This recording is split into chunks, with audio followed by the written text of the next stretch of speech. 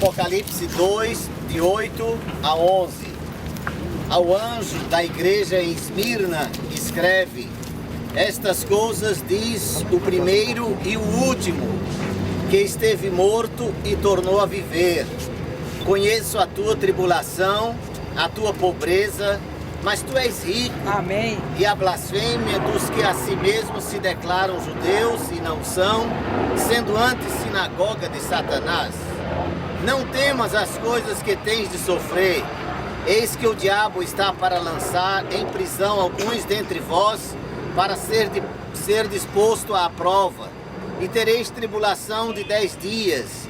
Sê fiel até à morte, e dar-te-ei a coroa da vida. Quem tem ouvidos, ouça o que o Espírito diz às igrejas. O vencedor, de modo nenhum, sofrerá dano da segunda morte. Amém. Amém. Só recapitulando, queridos, o sentido didático dessas 7 igrejas. Elas são igrejas que existiram no tempo e no espaço. Então, isso aqui não é alegoria, não é parábola. Isso aqui não é uma ilustração. Isso é história, é fato, é registro. Esmirna é uma cidade antiga e aqui estava a comunidade cristã, os seguidores de Jesus de Nazaré. Depois, precisamos sempre lembrar que essas 7 igrejas, elas são pedagógicas, elas têm lições para todas as igrejas durante toda a história da igreja. Todas as épocas, nesses 20 séculos, de alguma forma, as igrejas no mundo se identificaram com essas aqui. E é possível que dentro de uma mesma comunidade, dentro de uma mesma igreja, haja as 7 expressões de igrejas que aqui estão. Então, nós já vimos algumas, Pérgamo, onde estava o centro da adoração a Zeus, naquela região, né? Nós vimos Tiatira, a cidade de Lídia, a primeira europeia a se converter. Lídia foi a primeira conversão que aconteceu na Europa. E hoje nós estamos iniciando com Esmirna. A igreja de Esmirna, ela foi uma igreja símbolo daqueles que sofrem na vida. Há pessoas que parece que nascem estigmatizadas, marcadas. Há pessoas para as quais o refrigério é uma exceção, acontece. Há pessoas que são absolutamente escravizadas por manias, por hábitos, por vícios, por obsessões, por enfermidades. Há pessoas que são taxadas de gente marginalizada de uma caminhada tida, entre aspas, como normal. A igreja de Esmirna era assim.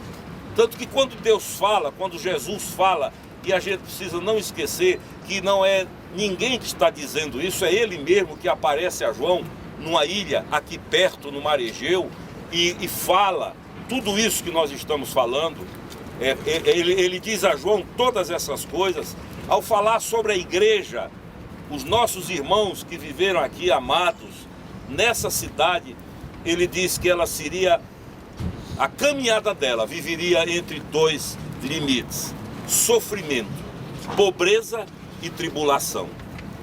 A característica, o perfil era esse: uma igreja pobre e uma igreja que viveu tribulações. Viveu opressão política do Império Romano, viveu opressões espirituais inimagináveis de uma espiritualidade pagã, cercada de paganismo. Era uma igreja que experimentou todo o sofrimento, mas há uma coisa aqui que é consoladora para quem crê de fato em Jesus. No verso 9 ele começa dizendo: conheço a tua tribulação. Isso nos revela a verdade de que Ele conhece o sofrimento de cada um de nós. Nós não servimos a uma divindade distraída.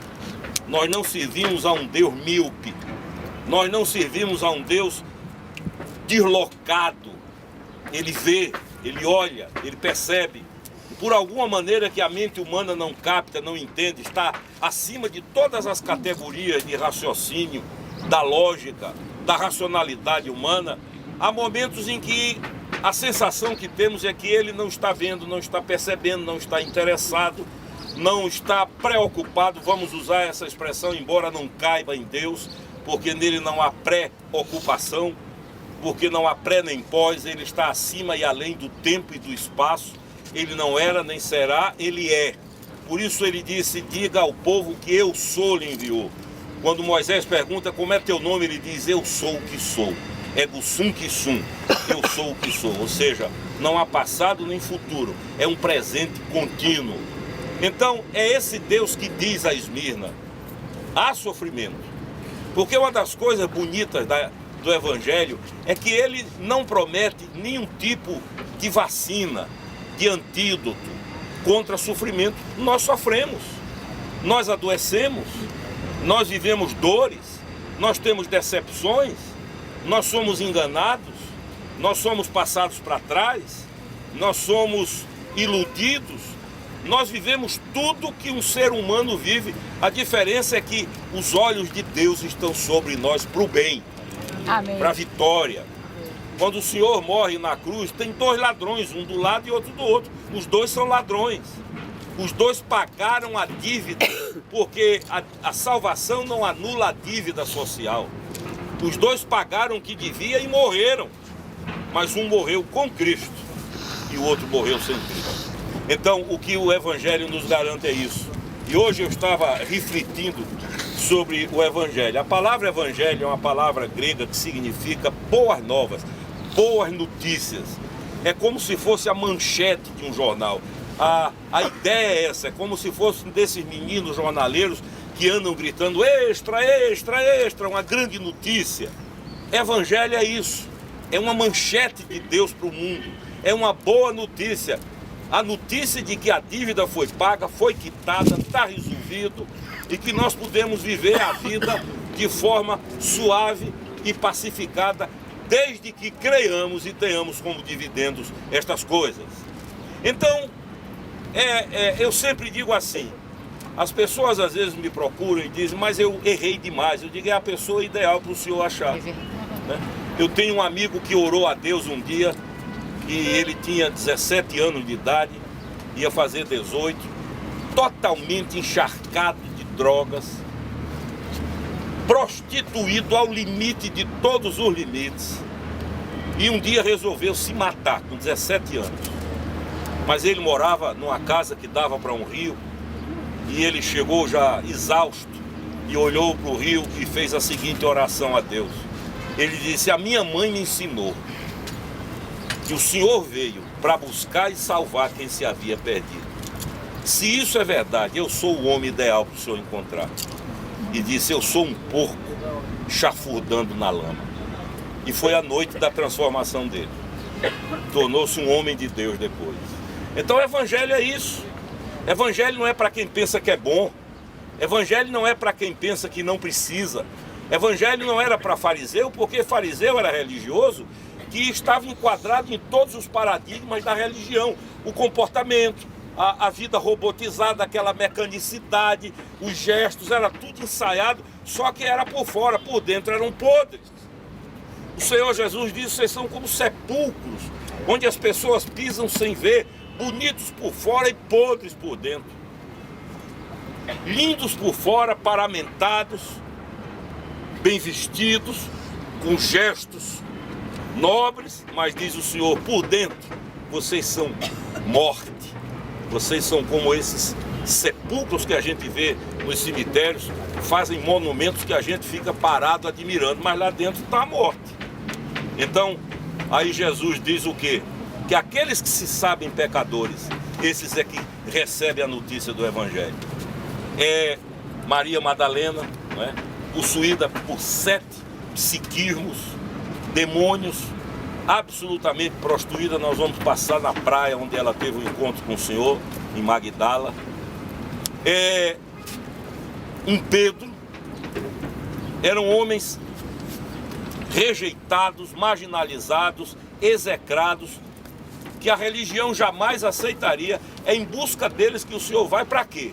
Ele diz, os sãos não precisam de médicos, e sim os doentes, para trazer evangelho, a boa notícia. Amém. Então Sardes sofre, Esmirna sofre. Ela é uma igreja pobre, dentro de um contexto rico, porque essa sempre foi uma região rica. Ela é uma igreja atribulada, ela sofre perseguições, mas o Senhor diz, eu conheço a tua tribulação, a tua pobreza, mas tu és rico. E a blasfêmia dos que a si mesmos se declaram judeus e não são, sendo antes sinagoga de Satanás. Aqueles que se diziam, mas não eram. Aquilo que a gente bate tanto, aqueles que pareciam, mas não eram. Aqueles que se conformavam com o design. Aqueles que se conformavam com o estereótipo. Aqueles que se conformavam com a imagem. E isso atribula, uma coisa que atribula uma pessoa sincera é conviver com a pessoa falsa, é conviver com quem parece não é. A vida torna-se inferno. E eu acho que um dos sofrimentos de Esmirna era esse. O Senhor diz, tenha calma, porque eu conheço, os meus olhos veem, eu estou vendo aqueles que dizem que são, mas não são. Sossegue, a avaliação está sendo feita. E no verso 10 ele diz, não tenha medo das coisas que você tem para sofrer. Eis que o diabo está para lançar em prisão alguns dentre vós, para ser dispostos à prova, e tereis tribulações de 10 dias. E aí vem esse verso, essa expressão que é ouro. Ser fiel até a morte, encara a morte, olha a morte dos olhos, e eu te darei a coroa da vida. Uma das coisas mais lindas da história da fé cristã, Hebreus capítulo 11, do verso 35 em diante, narra.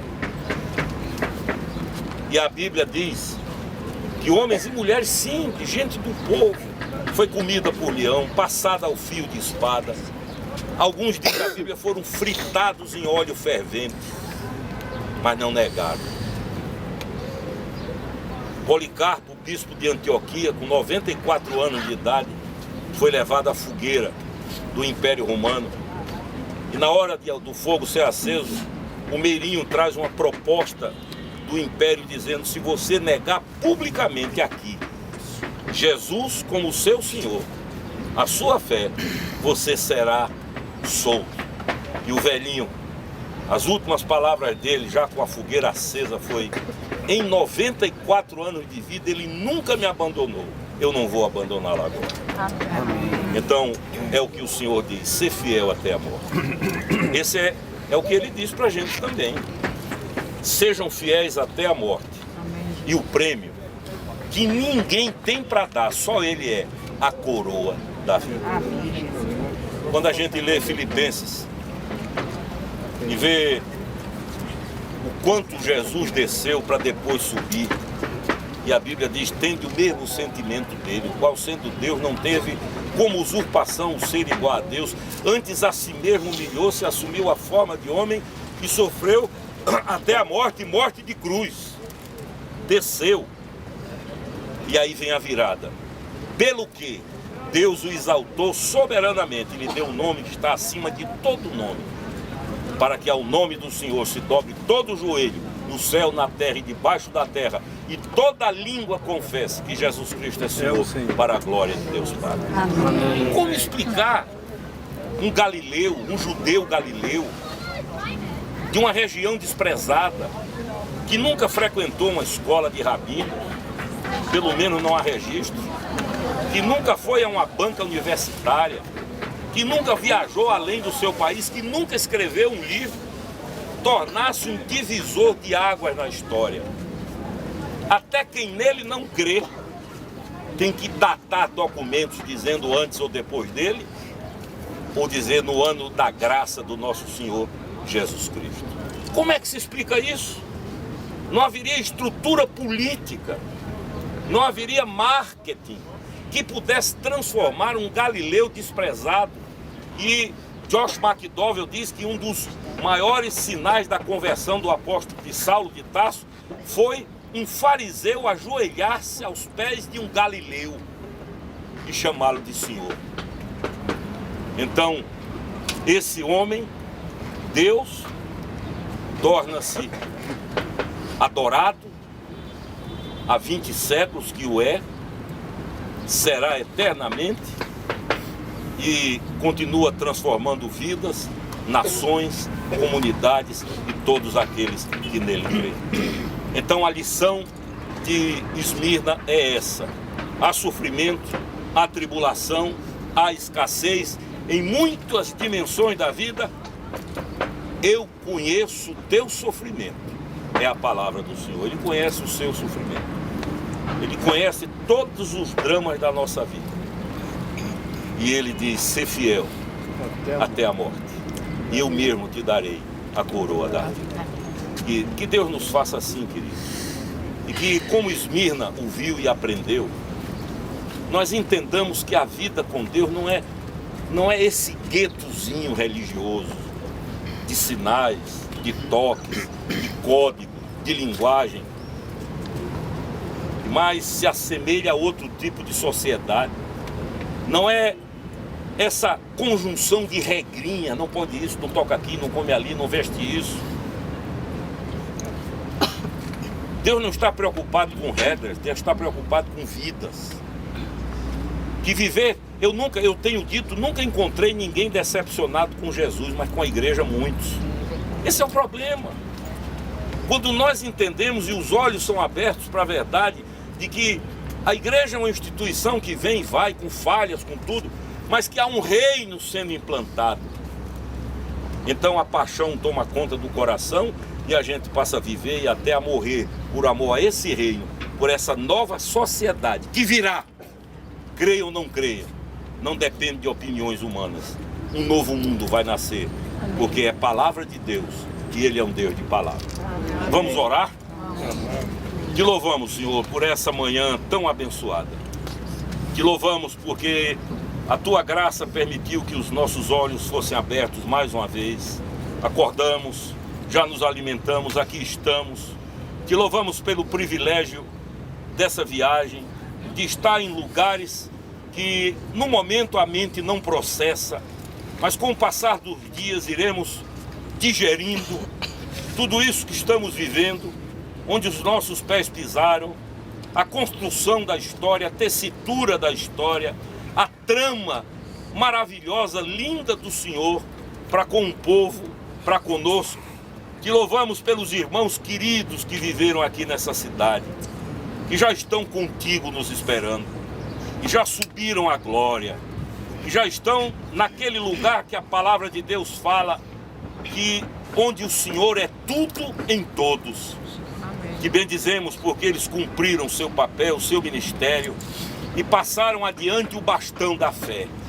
Nós te bendizemos e pedimos que o Espírito Santo encaixe a palavra em cada coração e que aqueles que aqui estão, que vivem as suas tribulações pessoais, descansem no fato: o Senhor conhece a luta de cada um. Amém. Pedimos que assim seja para a glória do teu nome, em nome de Jesus. Amém? Amém. Amém.